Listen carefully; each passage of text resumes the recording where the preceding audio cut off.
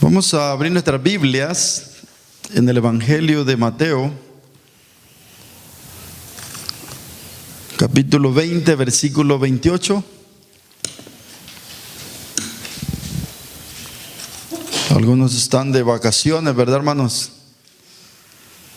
Así que han dejado unos días el inglés y algunos han dejado la escuela. Algunos dicen que ya se le olvidó el español y no han aprendido inglés, así que estamos un poquito complicados. Vamos a buscar ahí Mateo 20, 28. Estamos estudiando la doctrina de Jesucristo y esta noche vamos a hablar la obra de Cristo a favor de la humanidad. La obra de Cristo a favor de la humanidad. Vamos a aprender, ¿verdad?, lo que Él vino a hacer, no solamente por nosotros, sino por toda la humanidad. Pero por supuesto, los que somos privilegiados somos aquellos que hemos creído en el sacrificio de Cristo, en la obra de Él, y hemos recibido estos grandes privilegios. Porque lo primero que Cristo vino a hacer es a rescatarnos. Él vino a rescatarnos. Porque nosotros estábamos perdidos. Así que vamos a ir aprendiendo aquí de los versículos. Son algunos versículos. Vamos a tratar de estudiar algunos. Si encontró Mateo, me dice amén. Estamos en el capítulo 20, el versículo 28. Dice de esta manera, léalo conmigo. Como el Hijo del Hombre no vino para ser servido, sino para servir y para dar su vida en rescate por muchos. Padre, bendice tu palabra, háblanos al corazón, enséñanos en el nombre de Jesús. Amén y amén. Pueden sentarse, mis hermanos. La doctrina más importante que debemos de conocer es, por supuesto, la doctrina de Jesucristo, ya que Él es el centro de toda la Biblia. A Jesús lo encontramos en toda la Biblia, comenzando en el libro de Génesis. El proverbio que leímos este día, el proverbio 8, ¿cuánto lo leímos? El proverbio 8 habla también de la eternidad de Jesús. Dice que Él estaba desde el principio. Y dice el Evangelio de Juan que Jesús era la palabra, era la acción creadora. Jesucristo estaba desde el día 1 de la creación, pero aún Él estaba antes de eso. Eso estudiamos la semana pasada. La preexistencia de Cristo. Cristo existe desde la eternidad, porque Él es Dios. Y eso vamos a hablar el otro miércoles. Vamos a hablar de la divinidad de Cristo. Jesucristo también como Dios, ¿verdad? Sin embargo, aquí vamos a hablar de lo que Él vino a hacer, ¿verdad?, por toda la humanidad, especialmente por nosotros, aquellos que ya le conocemos, aquellos que hemos creído. De eso vamos a hablar el viernes. Vamos a hablar de la importancia del fundamento. La importancia de tener un fundamento, y nuestro fundamento radica en nuestra fe o en lo que creemos de la palabra del Señor. Y es ahí donde algunos, ¿verdad?, de repente se sueltan porque no hay un fundamento, no hay raíz. Y cuando no hay raíz, un árbol fácilmente se cae. Por eso un árbol necesita tener raíces, porque las raíces no se miran, porque están profundamente, ¿verdad?, y llegan hasta donde está el agua para tener esa fortaleza. Entonces nosotros necesitamos tener ese fundamento de nuestra fe. En realidad, ¿en quién creemos? En realidad, ¿por qué venimos a una iglesia? En realidad, ¿qué nos trae una iglesia? ¿Por qué venimos si en realidad seguimos a Cristo? Porque si nosotros no tenemos eso bien en claro, entonces no duramos. De repente viene alguna prueba y no la podemos sobrellevar. porque no hay fundamento, todo está por encima. Y una media prueba se lo lleva el viento. Pero cuando hay fundamento, cuando está bien fundado sobre la roca que es Cristo, es inmovible, inmovible. Así que eso vamos a aprender el viernes. Vea conmigo el versículo, pero antes quiero que busquemos en el Antiguo Testamento, Levítico 25. Levítico 25, vamos a buscar Levítico 25 y el versículo 47. Vamos a ver desde dónde viene esta enseñanza. Acuérdese que el Antiguo Testamento era una figura de lo que sería el Nuevo Testamento. Si yo no conozco el Antiguo Testamento, difícilmente puedo entender el Nuevo. Algunas veces queremos solo leer el Nuevo porque es más fácil de comprender, pero no queremos leer el Antiguo Testamento. Hay que conocer los dos, porque el Antiguo se une con el Nuevo. Y ahí yo tengo una enseñanza más completa. Así que, pero para eso se necesita diligencia. Vamos a hablar un sermón estos días que se llama Enemigos del Progreso. Pero vamos a hablar del progreso espiritual. ¿Y sabe cuál es el primero de ellos? La pereza, hermanos. ¿A cuánto nos cuesta leer la Biblia aquí? ¿Cuántos somos sinceros? Porque el hispano no tiene el hábito de leer. El americano le encanta leer, ¿verdad, hermanos? Y él disfruta, él se come un libro. No digo que se lo come literalmente, le encanta leer. ¿A cuánto nos gusta leer? A muy pocos, ¿verdad, hermanos? Porque la cultura hispana no nos enseñaron. Aquí a la cultura americana desde niños les enseñan a leer, la pasión por la lectura. Y muchos de nosotros llevamos algún tiempo en la iglesia y si nos preguntasen, a mí un día me preguntó un niño, ¿cuántas veces usted ha leído la Biblia? Pero aquí viene si somos sinceros. Aquí viene ante Dios, no ante los hombres. A los hombres yo les puedo decir, la Biblia la he leído un montón de veces. Pues sí, le he leído una hoja. ¿Cuántas veces hemos leído toda la Biblia, hermano? Desde el Génesis hasta el Apocalipsis. Y una cosa es leer la Biblia, otra cosa es estudiarla, que es lo que hacemos aquí. Por eso no podemos leer un montón de versículos. Porque aquí venimos a estudiarla, a tratar de tener una correcta interpretación. Y para obtener una correcta interpretación hay que respetar las reglas de la hermenéutica. La hermenéutica es el arte de interpretar la Biblia. No la puedo interpretar como yo pienso, como yo me imagino, que es donde han nacido muchas falsas sectas. Donde la persona agarra un versículo, lo interpreta a su manera y dice así es. Pero cuando usted conoce toda la Biblia, se da cuenta que no es así. Porque un libro lo amarra con otro. Un capítulo lo amarra con otro. El Antiguo Testamento lo amarra con el Nuevo. Y una de las reglas de la hermenéutica dice que la Biblia es un solo libro. No puedo desprender una parte de la otra. Si usted quiere tener al menos una media idea de algo, tiene que leer 3 versículos mínimo. 3 versículos. Porque cuando usted ya lee 3, se da cuenta que ahí hay un mensaje en los 3. Entonces es importante para que sepamos la correcta interpretación. Así que vea conmigo el versículo aquí, esta porción donde las personas podían quedar esclavas. Cuando una persona estaba en la extrema pobreza, podía venderse a alguien. Alguien pagaba un precio por esta persona y este se convertía en esclavo. Y el amo podía hacer con esta persona lo que él quisiera, porque él lo compraba. Él lo compraba. En la Biblia vemos esto muy varias veces. Encontramos aquellos hermanitos, de verdad, de José vendérselo a Potifar. Lo vendieron. El precio de un esclavo era 30 monedas de plata.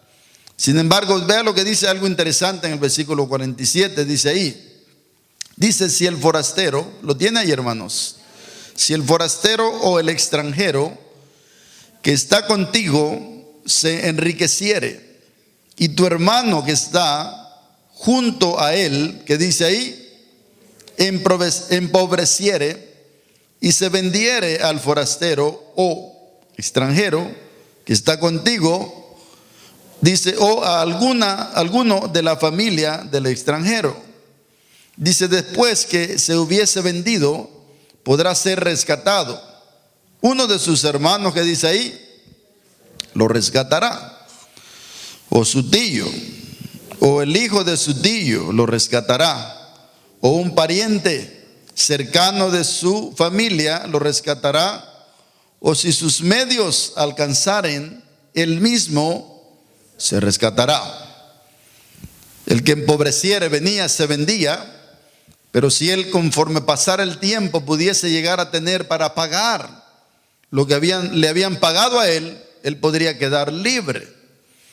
Y cada 7 años había algo que se llamaba el año del jubileo, donde había que darle libertad a todos estos esclavos, y también había libertad de deudas. El año del jubileo era donde había que dar libertad.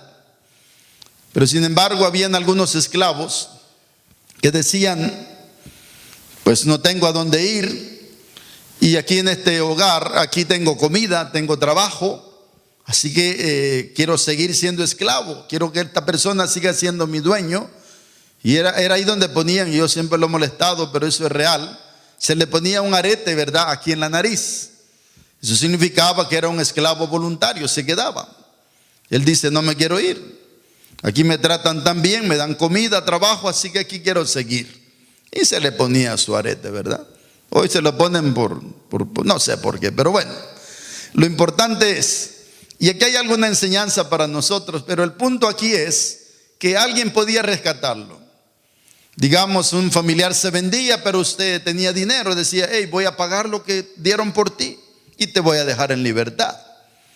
No es quizás algo parecido como alguien que estuviera en la prisión, usted va a pagar la multa, la fianza y lo deja libre. Eso era lo que se podía hacer. Entonces lo que nos está enseñando Levítico es lo que Cristo vino a hacer por nosotros, porque el punto es que Él vino a rescatarnos. Jesucristo vino a rescatarnos. Pero hay algo interesante para la vida de nosotros, porque pareciera, no sé, pareciera injusto, pero de repente en las familias o entre los hermanos hay uno que enriquece, pero hay otro que empobrece. Y la gran pregunta, ¿pero por qué? ¿Por qué si todos vivimos en el mismo país, si todos somos familias? ¿Por qué aquel está enriqueciéndose y el otro está empobreciéndose?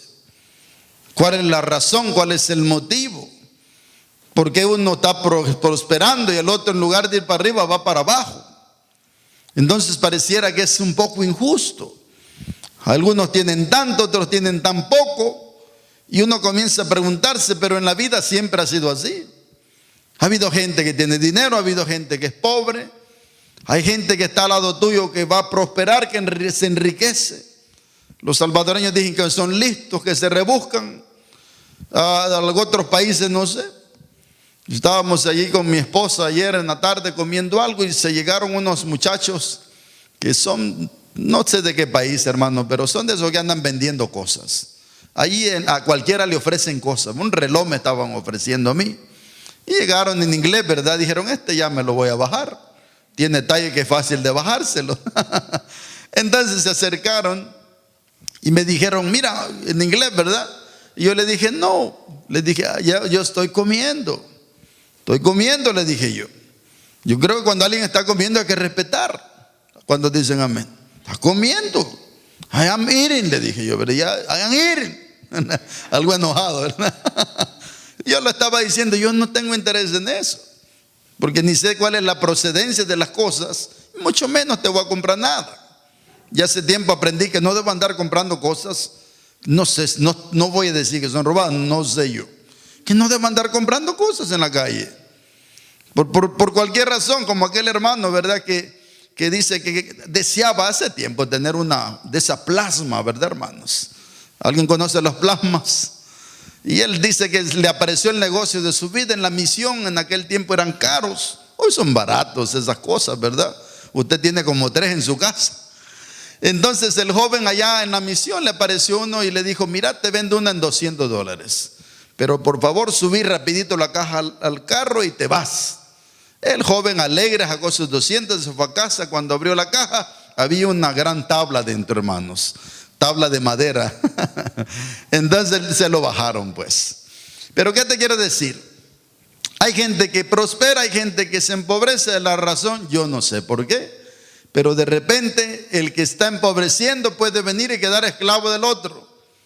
¿Y quién es el que queda de esclavo? Es aquel, ¿verdad?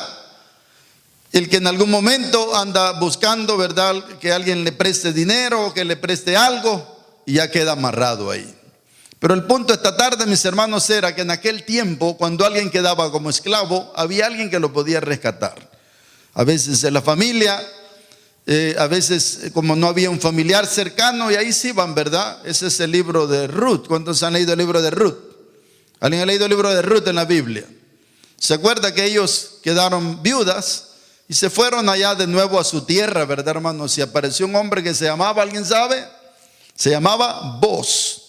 Y dijo, ¿verdad?, que había otro familiar más cercano de Ruth que debía de redimirla, que había de rescatarla.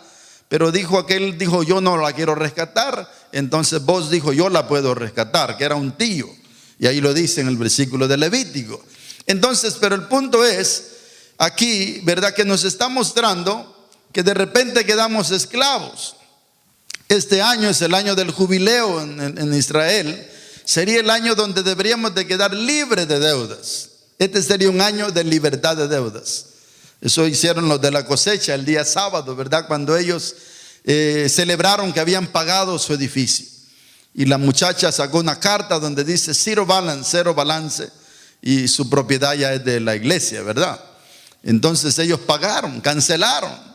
Y este sería un buen año para tener uno y terminar este año cero deudas. ¿A cuánto nos gustaría eso, hermanos? A ver, diga conmigo, cero deudas. Una vez más diga, cero deudas. ¿Cómo puedo yo salir de deudas? No se meta ya más, hombre. Alguien dice amén y dice aleluya, pero eso ya lo sabía, digo usted. Eso no es profundo. Pero el año del jubileo es el año cero deudas. Pero nosotros de repente, ¿verdad, hermanos?, nos complicamos la vida porque quedamos esclavos de las deudas. Entonces por ahí te está llamando el de la tarjeta de crédito, el del banco, el del carro. A mí a veces, ¿verdad?, y no voy a decir esto por molestar a nadie, alguien me llama, me dice, ¿lo puedo poner como referencia? Hace tiempo alguien me dijo, ¿lo pongo de referencia? No hay problema, hermano. Ahí puso mi nombre. Entonces me llaman de un banco, no sé de dónde, sé que está allá por Arizona. Me dice, mire, el fulano de tal no ha pagado el carro. Y a usted, aquí lo ha puesto a usted, me dijo. Yo no soy un cosigner, no soy un fiador, soy solo una referencia. Lo cual me dice, ¿podría contactar a la persona? Le digo, yo ya le voy a llamar, le dije yo, ¿verdad? Yo no le llamo, vamos a meter en líos. Si yo fuera un cosigner, entonces sí. Porque si él no paga, yo tengo que pagar. ¿Cuántos dicen amén? Pero yo solo soy referencia. Entonces no es problema. A mí que me llamen no es problema. Lo único que ya me di cuenta, que está atrasado. Así que de repente, ahí no hay problema. Eso no me preocupa. Allá me dice a tu hermano, lo pongo aquí, ¿verdad? Porque voy a hacer un préstamo por allá abajo. Ahí póngalo. Mientras no sea cosigner, no es problema. No hay problema. Pero sin embargo, ¿qué le quiere decir? Aquí nosotros, como hablando ya en el sentido espiritual, estábamos como esclavos. Éramos esclavos del pecado, éramos esclavos, ¿verdad?, de la esclavitud del pecado. Entonces nos habíamos vendido al pecado, pero necesitábamos a alguien que nos rescatara, porque no podíamos nosotros pagar esa deuda. Y ahí vamos al versículo de Mateo, capítulo 20, versículo 28. Aquí aparece nuestro Redentor. Aquí aparece el que viene a pagar por nosotros. Pero no es una deuda de dinero, sino que era una deuda de todos nuestros pecados. Nosotros habíamos defraudado a Dios, le habíamos fallado a Dios. Entonces aparece Jesucristo y Él es nuestro rescate. Él viene al rescate por nosotros. Tenemos una deuda ante Dios. Todos somos pecadores. Entonces se necesitaba que alguien pagase por nosotros. Nosotros éramos incapaces de pagar porque somos pecadores. No podía un hombre pagar por nosotros porque todos los hombres son pecadores. Se necesitaba alguien que pagara esa cuenta que nosotros teníamos ante Dios. Quiero decirle esta tarde, hermanos, que aquellos que ¿cuántos le entregamos nuestra vida a Cristo ya? Todas nuestras deudas ante Dios, no ante los hombres. No me vaya a confundir usted. Usted dice, yo acepté a Cristo, le debí a un hermano, ya quedo libre, dijo el pastor. Yo no voy a decir eso. Nuestras deudas ante Dios, el día que yo le entregué mi vida a Cristo, quedaron canceladitas. ¿Cuántos están de acuerdo con eso? Ese día, todo lo malo que yo había hecho en contra de Dios fue saldado. Cuando Cristo en la cruz dijo, consumado es, estaba diciendo, la cuenta está pagada. Jesucristo dice, yo pago o he pagado por todo lo que tú hiciste. Entonces Cristo muere en la cruz, Él paga el precio, Él viene a rescatarnos. Todos los pecados de ese día quedaron borrados. El Señor nos perdonó. Nada de eso, mis hermanos, Dios ya no nos va a culpar por nada de eso. Los pecados que cometemos después de ya ser cristianos, esos son los que nosotros nos traen consecuencias. Porque esos pecados, como el ladrón de la cruz, ¿cuántos saben el ladrón que murió en la cruz? El ladrón de la cruz fue salvado, ¿verdad?, por el Señor, y fue allá al seno de Abraham. ¿Cuántos están conmigo? Sin embargo, tuvo que pagar por la deuda terrenal. ¿Cómo pagó? Le quitaron la vida, porque también lo crucificaron junto con el Señor. Entonces, dice acá, Mateo 20, véalo conmigo por favor, lo que estaba diciendo el hermano Eduardo, que Cristo no vino a ser servido. ¿Cristo vino a qué? A servir. Diga conmigo, a servir. Cristo vino a servir. Vino a rescatarnos, pero vino a servir. Y eso es muy importante en toda la iglesia, en todos los ministerios, en la vida de nosotros. Servir, hermano. Servir. Es más lindo servir que le sirvan a uno. Mira, a mí me ha costado, hermano, y mi esposa más le ha costado. Los domingos las hermanas nos sirven una comida y yo me siento un poco incómodo. No estoy acostumbrado. Hermano, el otro día fuimos a la iglesia, allá a la cosecha, cuando llegamos con el pastor Junior. Mire, si, hermanos, eso por poco nos entran a la iglesia cargados, dijeran, ¿verdad? Chineados, dicen los salvadoreños. Nos pusieron 2 seguridad y uno a la par me decía, aquí estoy para lo que usted guste. Aquí usted solo levante su mano y le traigo lo que quiera. Tráigame una muchacha, le dije yo, ¿verdad? Aquí está, me dijo. Ahí lo atienden a usted, hermano, y como que se pasan un poquito porque lo atienden más de la cuenta. Y como yo no estoy acostumbrado, yo me siento algo penoso. Me dijo, pastor, yo lo cuido. Le dije, ¿dónde está el baño, hermano? Allá está. Me dijo, venga, voy a entrar con usted. Me dijo, no, le dije, allá afuera quédese. Porque nosotros no estamos acostumbrados. Yo estoy acostumbrado a servir. A mí me gusta servir. Pero cuando alguien me sirve, me siento incómodo. Yo digo, no, es que no me siento incómodo. A mí me cuesta eso. Me cuesta. De seguro que llegará a una edad como usted ahora le sirve a sus padres. ¿Cuántos tenemos los padres ya mayores? Hay que servirles, ¿verdad, hermano? Hay que servirles tanto que hay padres que están tan enfermos que ahora los hijos, incluso aquellos que quedaron solos sin una esposa, los hijos tienen que servirles en todo. Mire, hermano, una de las cosas más difíciles es la vejez. Diga conmigo, la vejez. Voltea a ver que está a la par. No, ¿verdad? Llegar a la vejez es difícil. Porque hay cosas que son tan íntimas que la única persona con la que uno puede tener valor es con su esposa. Cuando somos pareja aquí, uno a la esposa le tiene una gran confianza, ¿verdad, hermanos? Por eso cuando allá da luz la hermana, yo no voy muy rapidito porque yo soy penoso. Vaya a ser que se le salga, digo, ¿verdad? Mejor no voy. Porque yo nada más puedo hacer eso con mi esposa. Cuando ella dio a luz, yo ahí estaba tranquilo, hermano, porque es mi esposa, ¿verdad? Sin embargo, ahí uno le sirve a la esposa. Cuando dicen amén. Y uno hay que servirle a la esposa. Sin embargo, mis hermanos, Jesucristo nos da esa lección. Venir a servir. Diga conmigo, servir. Pero hay gente que le gusta que le sirvan, pero no le gusta servir. Y hay gente que reclama porque no me sirven. Sirve usted, hermano. Y la comida, ¿verdad? Mala costumbre que traemos de nuestros países, que allá se nos servía todo, hermano. Aquí no hay eso. Aquí usted va, agarra su comidita y lava su plato usted. Pero él dice, a mí aquí no me atienden, ¿verdad?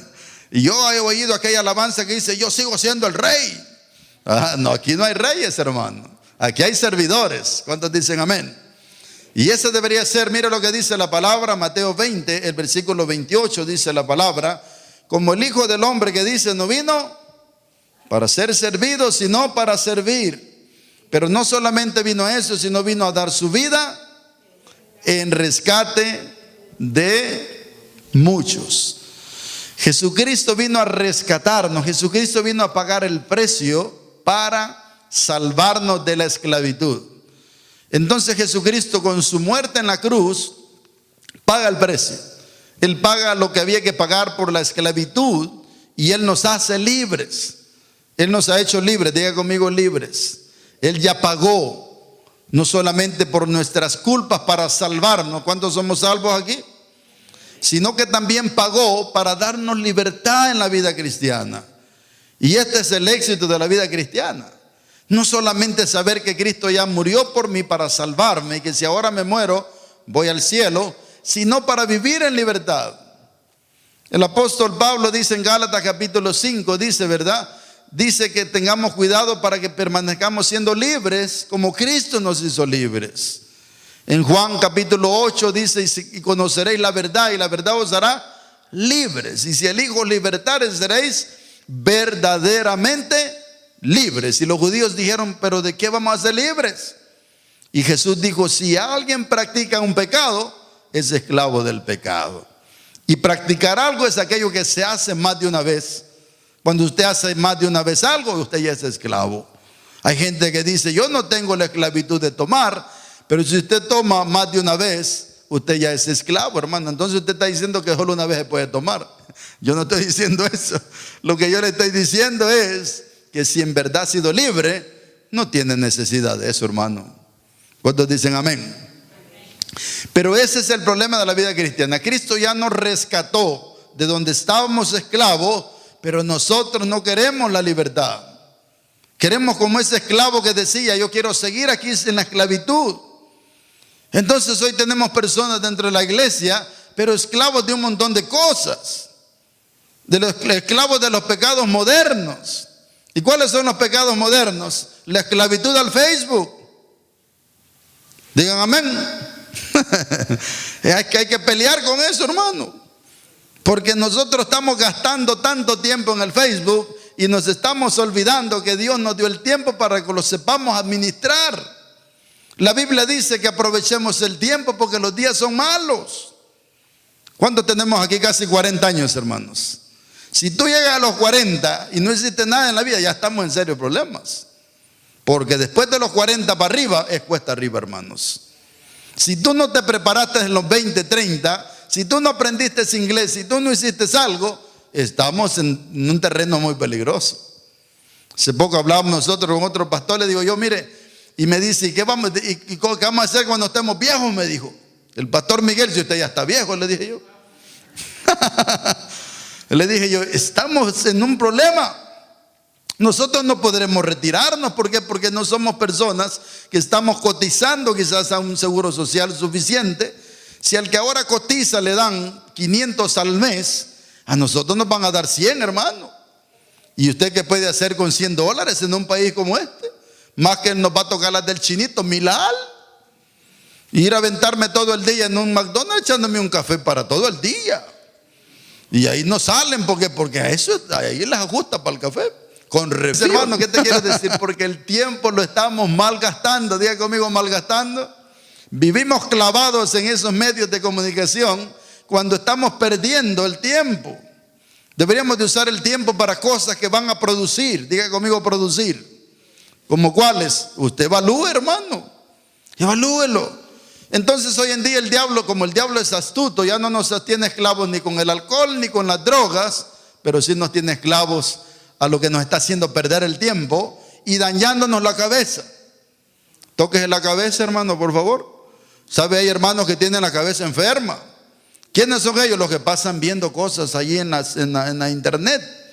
Y eso lo lleva a ¿qué? A que hoy uno se sorprende. Diga conmigo, se sorprende. Y dice, yo no pensaba que esas cosas estaban dentro de la iglesia. Sí, ahí están. Porque no tenemos disciplina para lo que hacemos. Había escrito ahora algo interesante. Hemos predicado un sermón que se llama lo importante de cumplir nuestras metas. El cumplir una meta no te hará quizás un triunfador, pero te hará tener disciplina. Porque, hermanos, nada se cumple sin disciplina. Diga conmigo, disciplina. Si tú te propones bajar 5 libras de peso, por decirte un ejemplo, no estoy diciendo que eso es. Si tú no tienes disciplina, no lo bajas. Puede ser que los baje, pero a la semana ha subido 10. Porque para eso se necesita disciplina.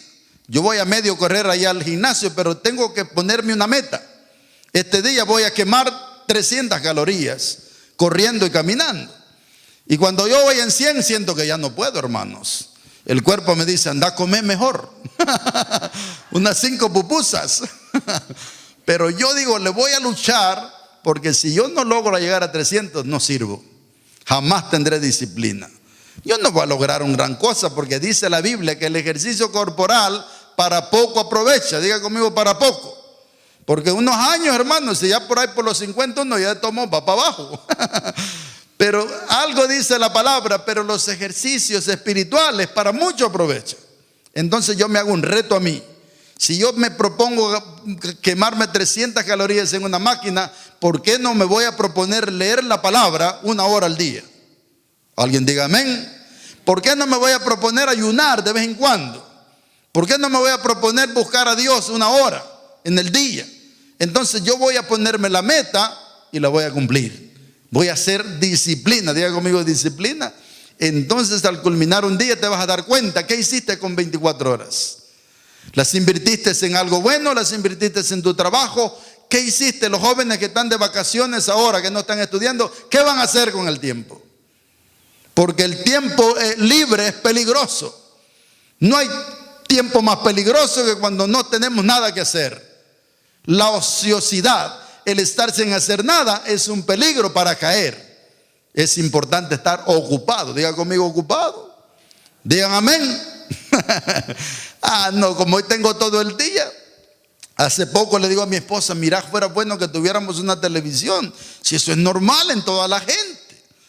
Yo me acuerdo cuando mi hermano vino, mi hermano es pastor, y él pasaba viendo Sábado Gigante. Yo, como me habían dicho que fuera religioso y muy espiritual, yo no veía Sábado Gigante porque quería estar más en santidad. Entonces veía a mi hermano ver, él me dice, no, si eso está bien, me dijo él, ¿verdad? Entonces dije, tiene razón, porque yo no veo la televisión, pero hago otras cosas. Pero me dijo mi esposa, no, me dijo, no quiero televisión. Porque no quiere, le dije yo, no tengo disciplina. Y si me pones una televisión, me dijo, ahí voy a pasar viendo todo el día. Así que mejor no, así estamos bien. ¿Sabe? La única televisión que tenemos es una computadora donde vemos la Peppa Pig. ¿Alguien mira la Peppa Pig? ¿Ah? No estoy diciendo que tu televisión está mal, no me vaya a malentender. No es problema, yo puedo tener una. Fuera bueno para ver las noticias, para estar al día. Lo único que estoy diciendo es tener la disciplina. Hermana, de ver solo una novela, digan amén, la diaconisa, amén. Pero después de uno no quiere ver otra. Más cuando ya está terminándose una, ¿verdad? Emocionante, hermano. La señora se divorcia y está a punto de matar a la novia. Pero no tenemos disciplina. Cuando dice, mire hermano, todo es bueno, nada es malo. ¿La internet es buena? Es buena. Hoy con el internet usted, hermano, le ahorran un montón de tiempo. ¿Sabe cuál es lo malo? Que no lo sabemos usar. No, porque toda es una tremenda, el Facebook es una tremenda herramienta. ¿Sabe para qué? Para anunciar a Cristo. Si en tu perfil existieran versículos bíblicos, fuera una bendición. Pero como somos inmaduros y la primera enojo que tenemos es a publicarlo al Facebook. Y todo el mundo, vaya, aquel está peleando con aquella con la otra. El Facebook no es para eso, es para poner cosas que edifican. Cuando dicen amén. Yo hace poco puse eso, dije, señores, yo voy a escribir algo que me inspire Dios y que sea de edificación. Si va a ser de tropiezo, yo no pongo nada. Yo no escribo cosas para nadie. Pero al ratito me estaba llamando un hermano, ay, pastor, perdóneme, yo soy inmaduro, me dijo. Si no es por usted, hermano. Yo nunca pongo nada para nadie, como cuando aquí predico. Yo no predico un sermón para nadie. El día que yo ponga a hacer un sermón para un hermano de aquí, estoy perdido, hermano. Yo hago un sermón al que le caiga. Así que mira lo que dice la palabra. Cristo viene a rescatarnos. La gran pregunta, ¿cuántos somos libres? Alguien aquí dice, yo soy libre. ¿Cuántos somos libres? Y si tú todavía estás en esclavitud es porque quieres. Porque Cristo ya nos dio las herramientas. Si yo practico las herramientas, seré libre, hermano. Y cuando uno es libre, tiene bendición. Vas a tener una bendición como no tienes idea. Porque bien dicen por ahí que el que nada debe, nada teme. Cuando uno anda haciendo las cosas bien, cuando uno sabe que lo que anda haciendo es correcto, y de repente ya acá se encuentra la esposa enojada, dice, si hoy no he hecho nada malo yo, así que algo le pasa, pero la culpa no es mía. Pero cuando uno anda haciendo algo incorrecto, hermano, uno sabe que lo pueden agarrar. Diga conmigo, agarrar. Dígale que está a la par, lo van a agarrar, dígale. Esta tarde, mis hermanos, Cristo ya nos rescató, ya pagó. Pero mire lo que dice Gálatas capítulo 3, versículo 13. Cristo vino a rescatarnos. Estábamos perdidos, estábamos esclavos del pecado, estábamos a punto quizás hasta algunos de perder la vida, pero Cristo vino a rescatarnos.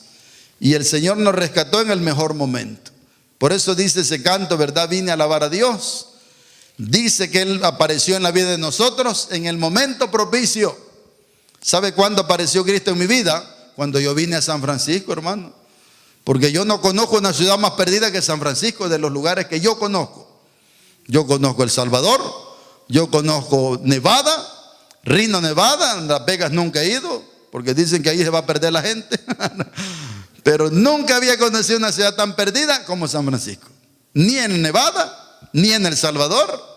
Esta es una ciudad donde hay de todo. Diga conmigo, de todo. A ver, diga conmigo, de todo. Hace poco un muchacho que encontramos allá en el Pan y Café, los hermanos lo conocieron, ¿verdad? Que se le había muerto una niña. Entonces el domingo dijimos, señores, démosle una ofrenda, ayudémosle, ¿verdad, hermanos? Y nosotros le dimos una ofrenda. Y yo cuando le di la ofrenda al joven, ¿verdad?, le estaba hablando del Señor, evangelizándolo. Y después me dice, mire, yo no tengo tantos problemas. Me dijo, la que tiene problemas es mi señora. Porque yo le pregunté por ella. Ella me dijo, está esclava de las drogas, está esclava de no sé qué. Me dijo, varias drogas me mencionó. Yo, me dijo, solo tengo problemas con el alcohol y la mota, me dijo, ¿verdad? Pero yo ya le había soltado la ofrenda, hermano. Dije, este se va a ir a poner una buena. Pero yo lo hice con buena intención. ¿Cuántos dicen amén? Porque él tenía que pagar 1,200 para poder enterrar a su niña. Así que dije, señores, nosotros no perdemos. Si él se lo gasta, ese es su problema. Alguien dice amén. Pero ¿qué te quiero decir? Él me dijo, yo soy sano, me dijo. Y como hoy en día te están vendiendo la idea que la marihuana, si eso ya no es nada. Si eso ya ya ha pasado de moda, hermano. Si ahí no hay tan lugares legalmente donde van a fumarla, pues. ¿Cuántos saben que hay eso? No le vaya a enseñar a los jóvenes, ya sabe más que usted. Entonces, ¿pero qué te quiero decir? Esta ciudad es perdida. ¿Cuántos dicen amén? Aquí hay de todo, hermanos. Aquí hay de lo que tú quieras. Pero aquí el Señor vino y nos rescató. Diga conmigo, nos rescató. ¿A cuánto nos rescató el Señor? Porque estábamos a punto de perdernos. O sea, ya andábamos perdidos, pero estábamos a punto de hundirnos, hermano. Porque aquí hay gente que se hunde. En esta ciudad, o tú tomas bien al Señor las cosas de Dios, o te pierdes, o te hundes como cualquier otro lugar. Pero este lugar es más fácil. Si tú te vas afuera de San Francisco, donde viven los hermanos, ¿cómo se llama? San Pablo, una ciudad bien sana, ¿verdad, hermanos? Más o menos, dije el hermano. Pero San Pablo es sano. Richmond, más o menos, no es tan malo Richmond. Allá todavía lo más que puede ser que lo van a matar a uno. Pero eso no es nada. Pero San Francisco es perdido. Gálatas capítulo 3, versículo 13, mira lo que dice la palabra. Lo que Cristo vino a hacer para rescatarnos. Dice el versículo, Cristo, que dice, nos redimió de la maldición de la ley. Y dice el versículo, hecho por nosotros maldición. Entre paréntesis dice, porque escrito está, maldito todo el que es colgado en un madero. Eso está entre paréntesis, porque sabemos que lo que está entre paréntesis no está en el original y está ahí para explicarnos lo que eso significa. Pero dice, maldito todo aquel que es colgado de un madero. Eso decía la ley. ¿Y quién fue el que murió colgado de un madero sino Cristo? Y dice la Biblia que Él se hizo pecado por nosotros. Cristo nunca pecó, tentado en todo, pero sin pecado. Pero por amor a nosotros Él murió allá como un malhechor. Y Él dice, se hizo pecado. ¿Para qué lo hizo? Para rescatarnos. Y dice que nos vino a rescatar de la maldición de la ley. Hermanos, si viviéramos en los tiempos de la ley, nosotros estaríamos en una vida bien difícil. Pero vivimos en el tiempo de la gracia. Diga conmigo, la gracia. Mucha gente todavía quiere vivir en la ley. En la ley era, si alguien cometía un pecado, como el adulterio, tenía que morir apedreado, hermano, literalmente. La ley dice, ¿verdad? Cuando leemos Jesús y la ley, era complicado. Pero la ley no salvaba, no salva a nadie todavía la ley. Dice que la ley era el que nos iba a cuidar hasta Cristo. Cuando hablamos de la ley, no solo hablamos de los 10 mandamientos, hablamos de todo el Antiguo Testamento, donde hay un montón de mandamientos. Sin embargo, eso dice que nos llevaba a Cristo, porque la ley se cumplió en Cristo, pero vino a librarnos de esa vida que es el evangelio de hoy en día. El evangelio de hoy en día no es un evangelio de amenazas, no es un evangelio que si te portas mal te van a dar duro. No, el evangelio de hoy en día es el evangelio de la gracia. Diga conmigo la gracia, porque la gracia es que si yo creo en Cristo, soy perdonado, soy limpiado y Él me salva. Mientras no lleguemos hasta el tiempo de la tribulación, sigue la gracia. ¿Cuál es hoy en día el evangelio que nosotros debemos de tomar? Y eso es lo que me encanta a mí del evangelio. Es el evangelio de la conciencia. Diga conmigo, la conciencia es donde yo evalúo en mi mente qué hago y qué no hago. ¿Sabe qué dijo el apóstol Pablo? Todo me es lícito, pero no todo me conviene. ¿Sabe por qué yo no hago cosas? Porque no me convienen, hermano. No me convienen. A mí no me conviene como pastor andar en el baile. ¿Qué dirían los hermanos? Mire, el pastor se fue a echar una bailada. ¿Qué dirían? ¿Cree usted que me conviene a mí eso? ¿Verdad que no, hermanos? Entonces hoy en día yo pongo todo y lo evalúo y lo pongo en balanza. ¿Qué quiero? ¿Quiero bendición? Entonces voy a aprovechar ese regalo que Cristo vino a rescatarme, a sacarme de esos lugares, y voy a caminar de acuerdo a su voluntad. ¿Y sabe qué trae eso? Bendición. Diga conmigo, bendición. No es porque me obligan, no es porque la gente me está amenazando, es porque yo he decidido seguir a Cristo y sé que si hago las cosas como a Él le agradan, me va a bendecir.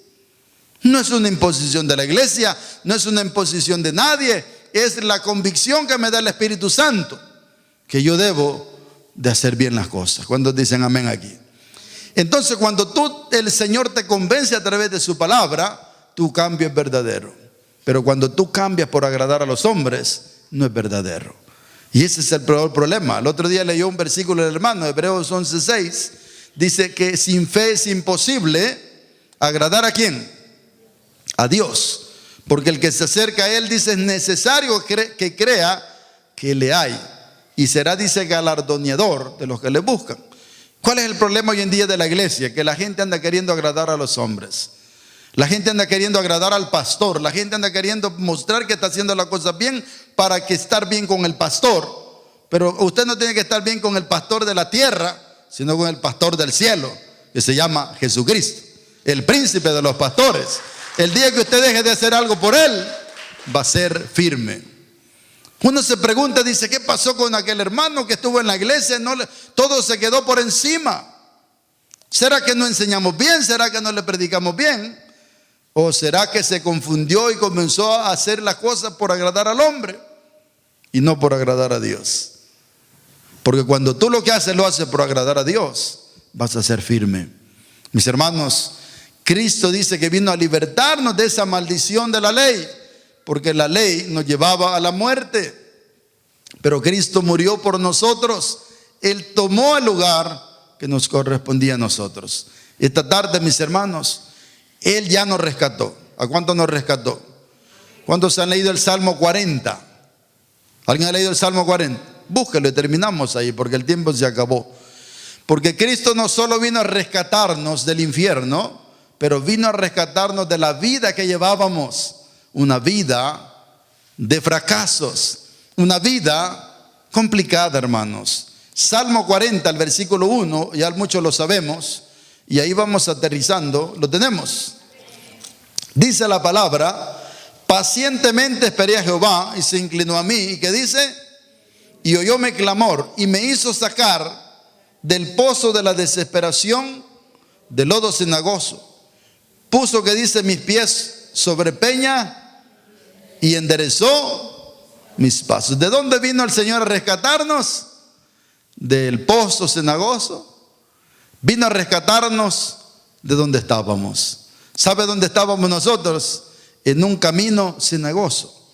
¿Cuál es ese? Es un camino donde uno caminaba, ¿verdad?, en esas arenas y de repente se hundía y no podía salir.